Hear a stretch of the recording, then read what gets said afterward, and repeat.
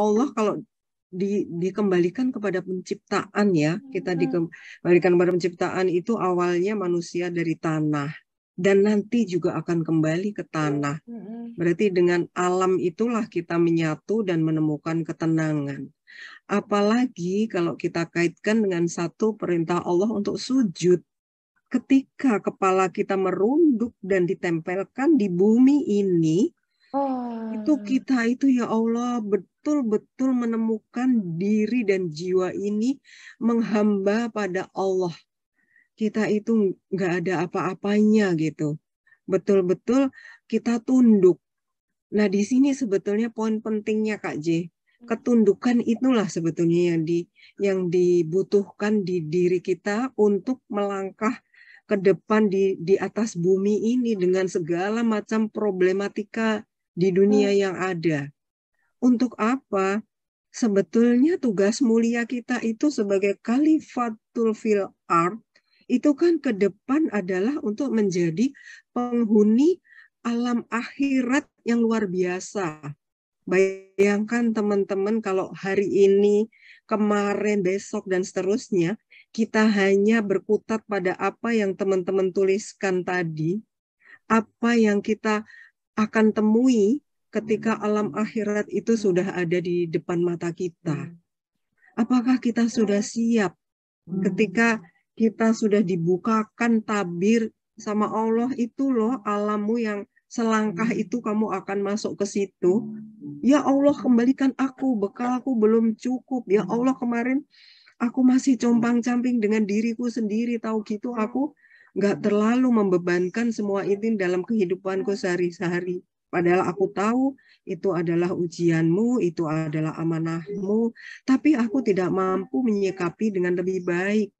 Sehingga ketika kita dihadapkan pada masa depan kita yang sangat panjang dan mulia, kita masih compang-camping dengan jiwa kita.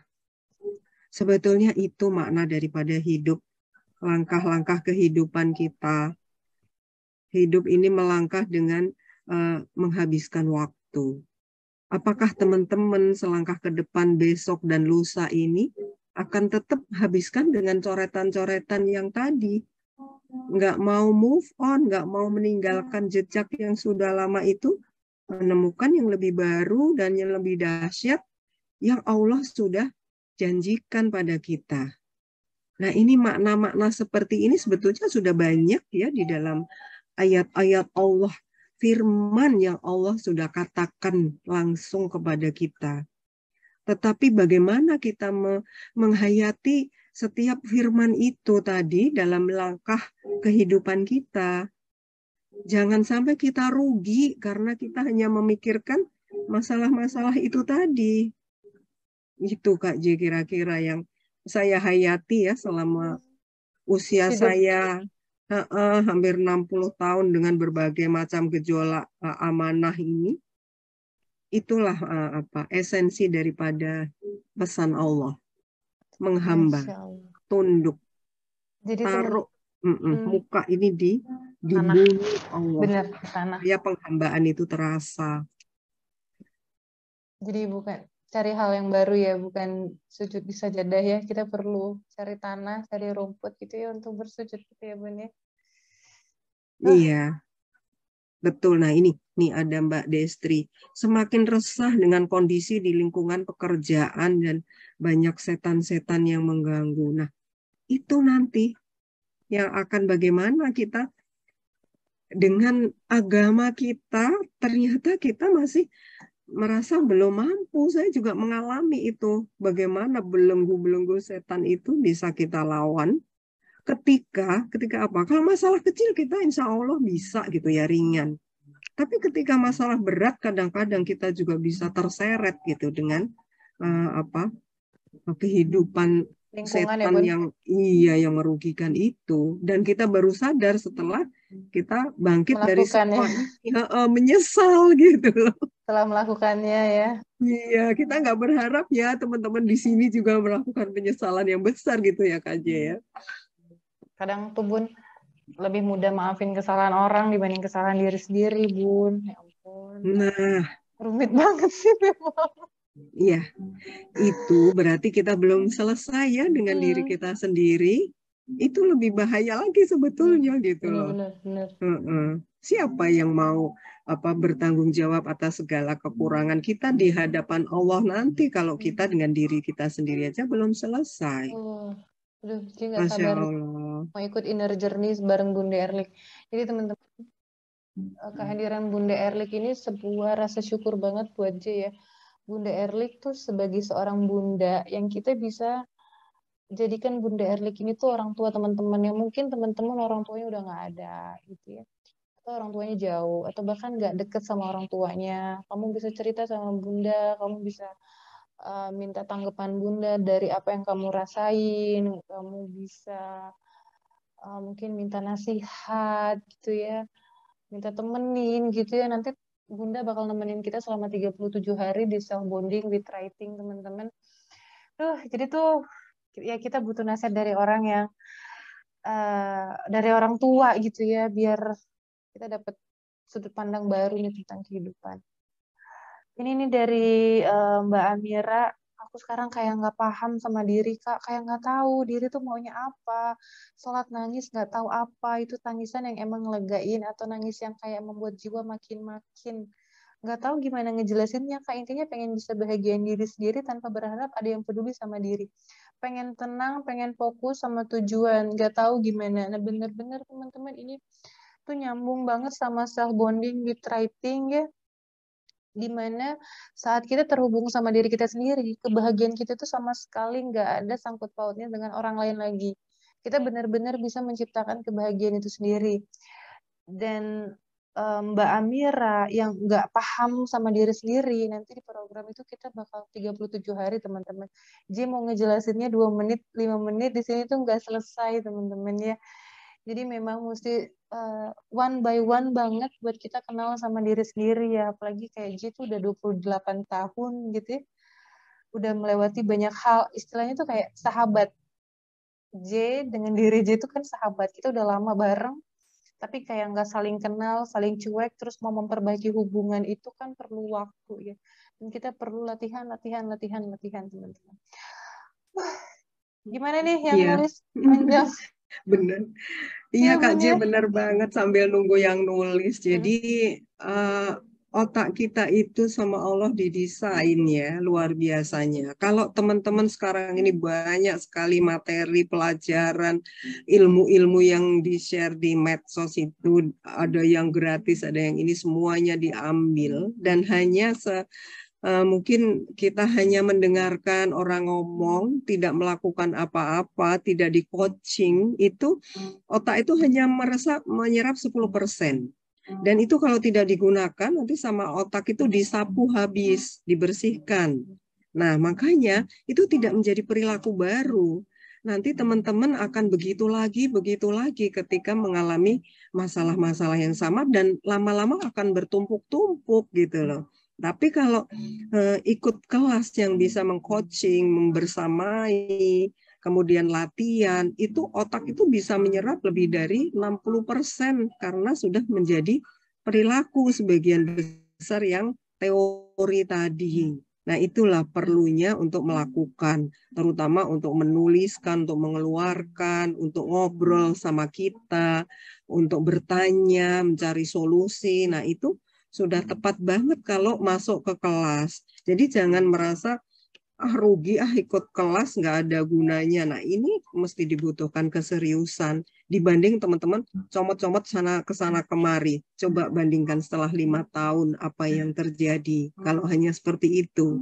Tapi kalau satu-satu diikuti lama-lama menjadi lengkap, diri kita menjadi utuh, nggak terasa itu kita menjadi pribadi yang lebih utuh. Nah ini Kak J, saya melihat sepintas dari Kak Tari Madinah. Berusaha banyak syukur atas perjalanan hidup yang sudah dilalui sampai hari ini. Mesti terkadang banyak ujian hati untuk benar-benar istiqomah menjadi lebih baik. Sebenarnya capek dan lelah tapi harus kuat karena masih banyak yang harus disyukuri. Saat ini berusaha kuat dan istiqomah mencari jati diri lebih baik. Nah, ini yang digarisbawahi menjadi jati diri lebih baik Yang kedua digarisbawahi adalah bersyukur. Ini relate banget Kak J. Aku mau bicarakan tadi ya yang saya omongin tentang merawat syukur. Ternyata merawat syukur itu sangat terkait dengan ujian, amanah, dan sikap sabar. Dan sikap sabar itu ternyata juga ada tahapan-tahapannya yang harus kita jalani. Ini Mbak Tari, alhamdulillah kalau sudah bisa sampai tahap ini. Tapi tahap ini kita ada satu masalah. Nanti masalah berikutnya yang lebih berat lagi, apakah kita bisa langsung masuk ke tahap ini? Itu tuh pertanyaannya. Makanya kita mesti punya tonggak-tonggak untuk menguatkannya. Gitu Kak J. Masya Allah. Ini tuh ada Bunda Nasria. Bunda, apa kabar? Insya Allah nih baca tulisannya Bunda. Waktu anak udah gede tuh jadi anak nggak kompak. Jadi kayak ada gap antara Bunda dan anak ke anak gitu ya. Bunda nulis itu kan Bun, barengan ya Bun ya. The Deep True Love ya Bun ya. Mudah-mudahan nanti bukunya bisa dibaca sama anak-anak ya Bunda ya. Malu malah. Nggak apa-apa Bunda, biar menghancurkan tembok-tembok yang menghalangi kelekatan antara Bunda sama anak. Kalau Bunda malu, misal anaknya ada 3 ya, artinya Bunda bisa 4. Oh iya 4. Cetak 4, 5 ya buat Bunda, 1 masing-masing ditaruh di kamarnya gitu ya. Jadi udah malu kan ya, karena masih malu gitu.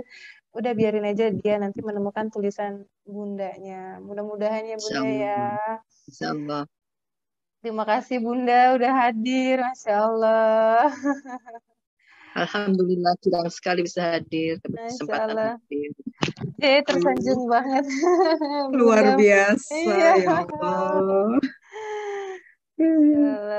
Kayaknya seusia saya juga nih Bunda Nasria. Iya. Beda ya. Saya udah punya cucu, Deng. Oke, selanjutnya ada nih kecewa kepada diri sendiri, merasa gagal menjadi si sulung yang bisa diandalkan oleh keluarga. Nggak bisa berbuat banyak untuk keluarga, but I still trying my best for my life. Ingin meminta maaf kepada orang tua karena belum bisa menjadi anak yang bisa dibanggakan. Meminta maaf sudah banyak mengecewakan, tapi tidak ini terasa keluh. Teman-teman, menggagas tentang bonding itu benar-benar lahir dari pengalaman J sendiri. Keresahan yang J alami. Kita hidup di dalam rumah bareng-bareng sama orang yang pertama kali bareng kita gitu ya, yang siap memberikan jiwa dan raganya buat kita. Tuh kok kita nggak deket ya sama dia ya. Kita yang deket kita yang hidup bareng saudara gitu ya, yang hidupnya tuh kita barengan kemana-mana, tapi untuk bilang cinta, untuk ngobrolin hal-hal sederhana pun jadi keluh banget. Nah, tools yang J yakini itu bisa dengan menulis, teman-teman. Kalau misalnya lidah keluh, lemesin tangan deh. Lemesin tangan untuk menuliskannya. Kayak Bunda Nasriah tadi, kalau malu ya dibaca sama anak. Buat Mbak Lisa, kalau malu dibaca sama orang tua nggak apa-apa. Telan dulu aja deh malunya gitu ya. Nanti tulisan itu dibaca. Karena kadang kita tuh bukan yang kita nggak dicintai, bukan yang Mbak Lisa ngerasa gagal jadi si sulung, bukan. Mungkin karena perasaan cinta orang tua tidak terkonfirmasi. Cinta Mbak Lisa juga nggak terkonfirmasi ke orang tua, sehingga sama-sama merasa tidak dicintai. Padahal anak dan orang tua itu udah pasti saling mencintai. Cuman memang belum connect. Nah, kita butuh tools untuk mengkonekkannya itu. Tools yang diyakini itu adalah dengan menulis. Mbak Lisa nanti bisa cobain deh. Ini rasa yang mulai dari mungkin beberapa kalimat ini, 5 kalimat ini, itu bisa dipanjangin lagi, panjang-panjangin tanpa memperdulikan nyambung atau enggak, bagus atau enggak. Tadi kan kaidahnya adalah jujur dan bebas ya. Tulis Mbak, tulis sepanjang-panjangnya, sebebas-bebasnya, ungkapin semua unek-unek orang tua, ungkapin semua rasa sayangnya Mbak selagi orang tua masih ada, biarin orang tua baca. Biarin orang tua baca. Kalau memang masih malu untuk melihat saat orang tua baca, ya udah disimpan di kamar. Nanti kita lihat responnya. Apa yang akan terjadi. Oke, dicoba ya. Kalau misalnya belum berani juga, kita latihan ke diri kita sendiri. Kita latihan untuk koneksi ke diri sendiri dulu. Karena saat seseorang yang udah terkoneksi sama diri sendiri, dia akan lebih mudah untuk terkoneksi dengan orang lain. Seseorang yang punya bonding dengan diri sendiri, dia akan jauh lebih mudah untuk membangun bonding dengan orang lain. Prinsipnya seperti itu. Teman-teman, terima kasih banyak untuk tulisannya. Masya Allah, ini udah panjang-panjang banget dan ini udah luar biasa. Saya yakin kalau dikasih waktu 1 jam, teman-teman bisa dapat 5-10 halaman A5 gitu ya. Masya Allah. Oke, lanjutkan ya teman-teman ya. Sebelumnya mau nanya dulu nih. Apa perasaan teman-teman yang udah berhasil nulis, baik yang di-share di sini ataupun nggak di-share di sini? Perasaan kamu setelah nulis apa? Meskipun nggak kebaca sama J ya. Buat dirimu sendiri deh, terlepas ditanggapin atau nggak ditanggapin sama J. Sedikit lega gitu, Kak J. Masya Allah. Ya, mesti diterusin ya. Kalau kita udah dapet manfaat dengan melakukan sesuatu ini, sayang kan kalau kita nggak melakukannya lagi.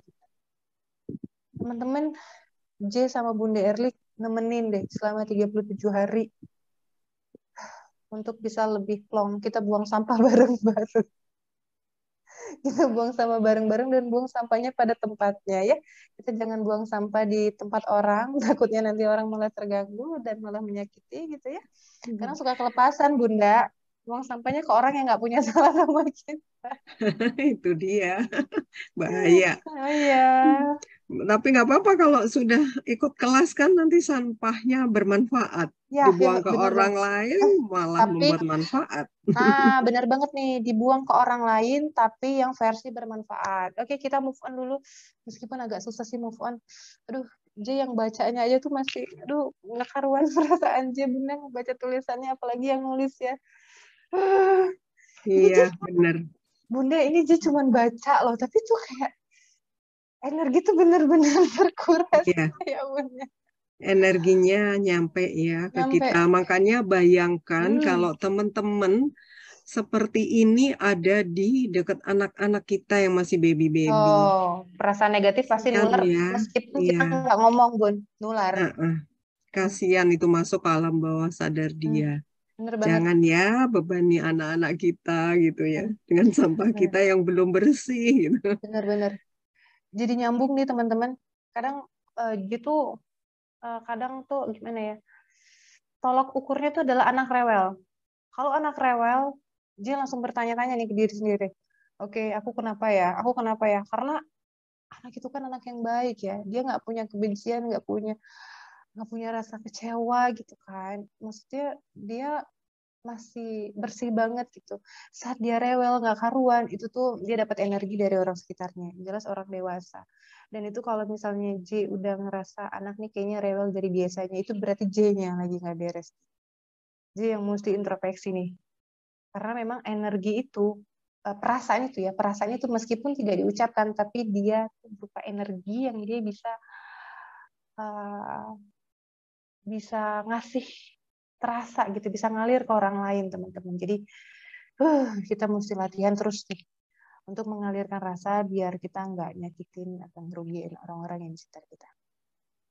Oke teman-teman. Jadi ini kayaknya sudah lebih terarah emosinya, lebih tenang gitu-gitu ya Kak J. Tapi lebih sadar kan Bun, lebih sadar. Yang penting sadar dulu tuh. Bayangkan ya, baru nulis sedikit aja gitu teman-teman udah plong, udah lega gitu. Gimana nanti kalau 30 hari di kelas dan semuanya 37, Bun. itu. Nah 37. Iya, 37 hari dibersamai itu plong benar-benar semuanya itu akan keluar dan gentong jiwa teman-teman itu sudah bersih dari sampah yang itu kayak apa rasa leganya itu akan panjang. Tapi kalau cuma secuplik-cuplik masih ada sisa gitu kan. Siap menerima rasa baru yang lebih menyegarkan. Yes. Oke, kita move on dulu ya. Setelah teman-teman udah berhasil mengalirkan perasaan secara jujur dan bebas sampai dengan selesai, kita anggaplah tadi tuh udah banyak banget gitu ya, udah 100 halaman gitu ya, udah banyak lah gitu ya. Teman-teman baru bisa masuk ke filter tulisan yang satu topik yang sama gitu. Ini masuk ke filter. Jadi jangan, ini kalau misalnya teman-teman pengen serius mengolah rasa jadi karya sebuah satu buku ya. Tapi nggak berlaku kalau misalnya karyanya berupa caption, berupa quote, ini nggak berlaku ya. Karena kalau mau dijadikan satu buku, teman-teman perlu nulis yang banyak dulu. Kayak kita kan kalau mau mendaur ulang sampah itu kan kita mesti kumpulin dulu semuanya, jenis sampah apapun, plastik, kaleng, semuanya dikumpulkan. Terus kemudian kan ada tahap filter nih, plastik mana plastik, gitu. Kaleng mana kaleng, botol mana botol. Nah, maka yang didaur ulang plastik ya sama plastik gitu ya, kaleng ya sama kaleng, botol ya sama botol gitu. Nah, teman-teman kalau misalnya teman-teman serius mau menjadikan sampah perasaan ini jadi sebuah karya yaitu satu buku, maka teman-teman perlu nulis sebanyak-banyaknya, kemudian baru difilter. Difilter ditentukan mau yang mana gitu ya. Sabar.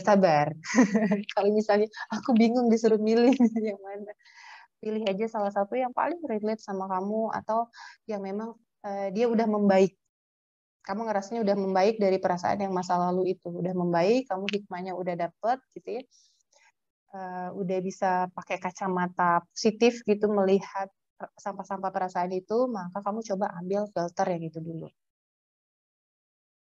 Selanjutnya ini mengubah kalimat negatif menjadi kalimat positif. Kita praktek aja ya, meskipun kamu memang belum bisa, kamu belum bisa menjadikan perasaan positif karena kan butuh waktu ya, butuh waktu. Ini J menganggap step ini teman-teman udah selesai. Teman-teman udah selesai sama sampah perasaannya yang tadi ya. J menganggap ini udah selesai sampah perasaannya. Teman-teman yang tadinya lelah, kesepian, sekarang tuh udah nggak lelah lagi dan udah nggak kesepian lagi, gitu ya.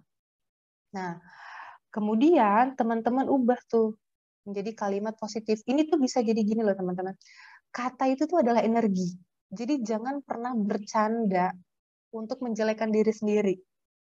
Karena kata itu energi, otak tuh nggak bisa membedakan mana yang benar, mana yang salah. Dia akan tetap merespon dengan hal yang sama. Teman-teman pernah nonton film sampai nangis? Pernah nggak teman-teman? Kalau justru ikutan nangis, Insya Allah. Sering sekali itu baca cerita dengan Iya. nangis. Nah, baca cerita pun ikutan nangis. Kayak tadi J baca cerita teman-teman tuh di sini tuh udah gitu loh teman-teman, udah penuh ya. Kalau dengar suara J yang udah kayak mau nangis, itu tuh kerasa. Itu kenapa? Padahal gini, J baca tulisan teman-teman aja yang tulisan-tulisan sedih aja bisa sedih ya. Kenapa? Karena emang otak tuh nggak bisa ngebedain itu J Luvina yang merasakan atau bukan. Dari mata, dari mulut J membaca dan otak tuh meyakini bahwa oh itu sedih. Artinya harus direspon dengan sedih. Gitu. Itulah kenapa kadang kita tidak merasakan itu, tidak mengalami kejadian itu, tapi kita bisa sedih saat membaca dan nonton film. Membaca cerita dan nonton film. Jadi memang hati-hati dengan semua kata, karena kata itu penuh dengan energi. Nah, teman-teman, kita bisa healing juga nih sekalian. Kalau teman-teman sekarang lagi lelah, tapi coba dulu deh kita coba ganti katanya untuk bukan lelah, gitu ya. Bukan lelah. Mudah-mudahan itu efeknya bisa luar biasa banget buat teman-teman sendiri ya. Padahal ini tuh sebenarnya untuk mengolah rasa jadi karya, uh, bukan healing ya. Kalau healing udah selesai ya minggu kemarin. Nah, ini kita coba mengubah kalimat negatif menjadi kalimat positif.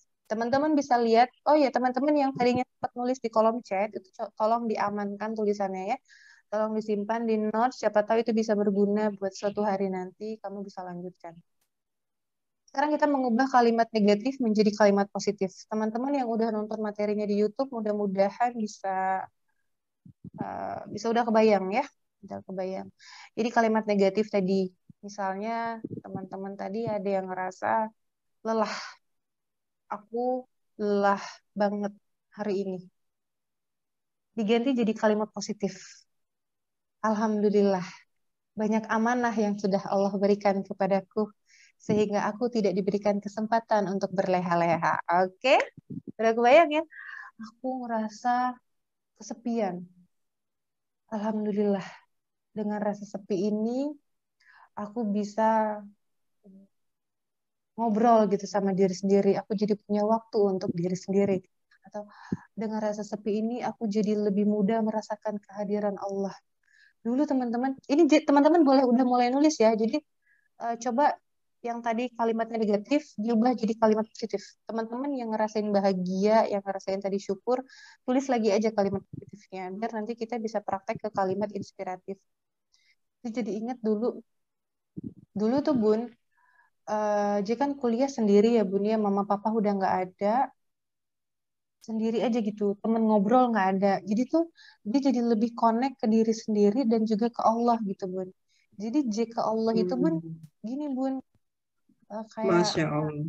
kayak gini Bun, misalnya J tuh mau tidur ya, mau tidur tuh bukan yang kayak baca doa yang pada umumnya, tapi kayak ya Allah, J tidur dulu ya, tolong temenin J ya ya Allah. Gitu-gitu Bun, jadi kayak ngobrol, terus misalnya mau pergi kuliah, ya Allah, J berangkat dulu ya, titip kosan ya, tolong jagain J selama kuliah, J cuma sendiri gitu. Ya Allah, jagain J ya, J kan gak punya orang tua gitu sendirian. Kalau sakit kan nanti bakal repot ya, siapa yang mau ngebiayainnya, mau ini gitu. Jadi tuh apa-apa tuh ngobrol Bun, apa-apa tuh ngobrol gitu sama Masya Allah. Allah. Jadi kalau mau curhat tuh ngobrol sama, ya Allah, tahu nggak ya, tadi tuh di kuliahan tuh kayak gini loh.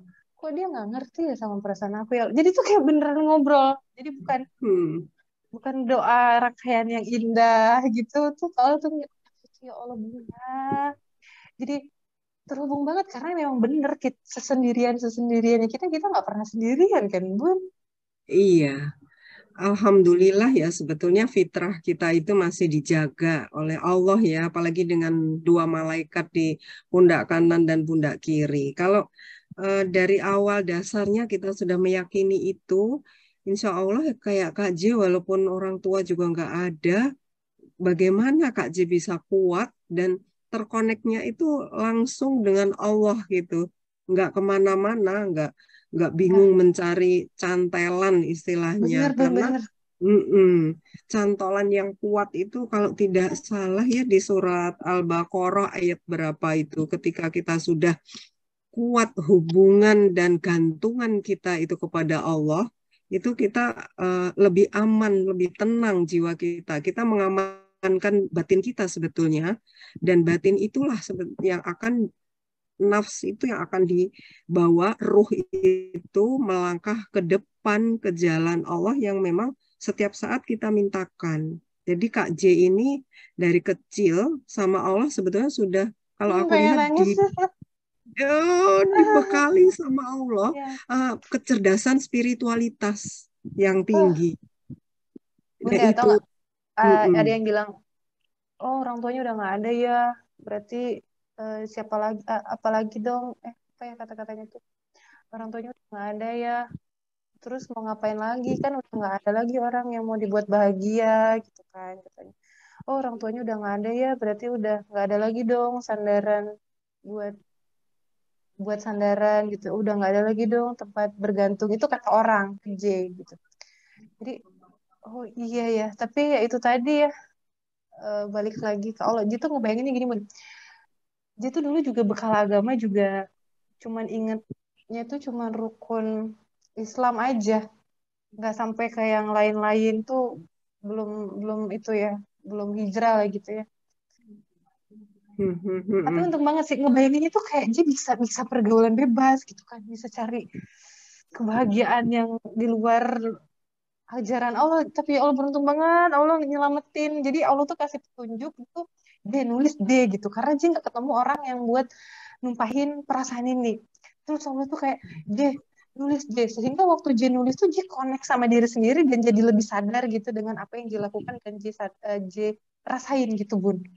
Wah, Masya Allah ya. ah, Iya, ternyata sebetulnya ini ya kalau kita lihat setiap orang sama Allah itu kan sudah dibekali dengan kelebihan-kelebihannya.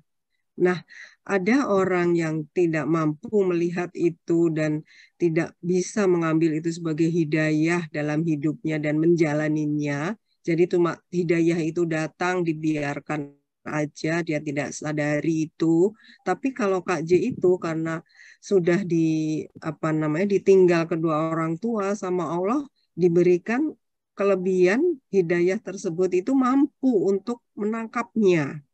Nah, ini yang sebetulnya kita bisa belajar dari pengalaman Kak J itu, apa ya yang di dalam diri saya Allah sudah titipkan, apa ya hidayah-hidayah yang sering muncul dan saya suka lupakan, saya nggak cepat-cepat ambil dan lakukan karena kesibukan atau kelalaian kita. Nah, itu kita jangan menunggu diuji sama Allah gitu Bener, yang berat. bener banget. Belajar dari pengalaman orang lain ya, Bun ya.